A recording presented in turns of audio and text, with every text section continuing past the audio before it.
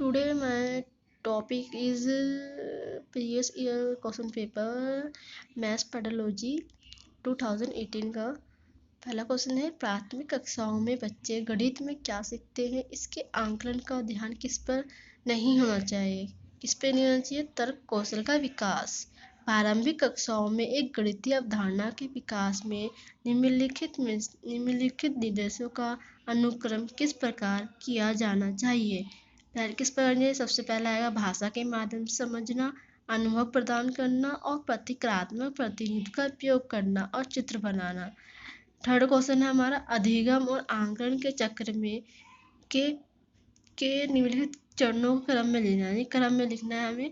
शिक्षण अधिगम और आंकलन की योजना बनाना, उसका संगठन, शिक्षण अधिगम के साथ एकीकृत आंकलन, प्रगति रिपोर्ट का विकास, बच्चों की अधिगम और प्रगति की प्रतिपुष्टि रिपोर्टिंग और उसका संचार। रोमन अंकों का उपयोग आमतौर पर हिंदू अरबी अंकों जैसी समस्याओं के लेखन में क्यों नहीं किया जाता। रोमन अंक स्थानीय मान का नियोजन नहीं करते हैं, इसलिए इन अंकों का उपयोग करके गणना करना मुश्किल होता है।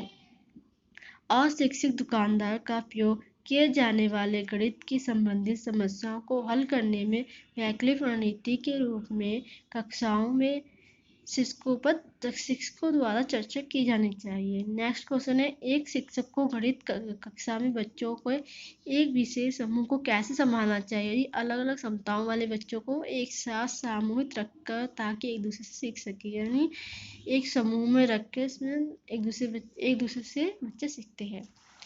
नेक्स्ट क्वेश्चन है हमारा, गणित में सीखने के प्रतिफल इसलिए विकसित किए गए हैं ताकि बच्चों द्वारा हासिल की जाने वाली कक्षावार दक्षता और कौशल को परिभाषित किया जाए।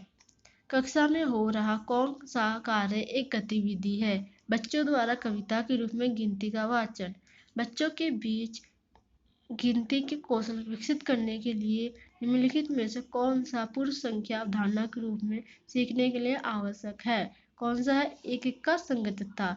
एक बच्चे से ये पूछने की क्षेत्रफल क्या है, उसकी लंबाई चौड़ाई, उन्होंने उत्तर दिया। क्षेत्रफल की अवधारणा के बारे में बच्चे की समझ के बारे में आप क्या कह सकते हैं। बच्चे ने किसी भी बंद आकार के क्षेत्रफल के सामान्य विचार को आयत क्षेत्रफल के रूप में उपयोग किया है। गणित सीखने के संबंध में निम्नलिखित में से कौन सा कथन सत्य है। हर कोई गणित सीख सकता है।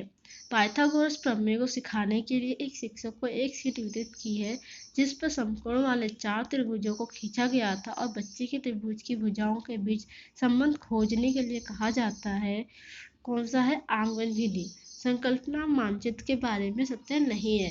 संकल्पना मानचित्र नए शिक्षण के पूर्व ज्ञान से जोड़ने में सहायक है।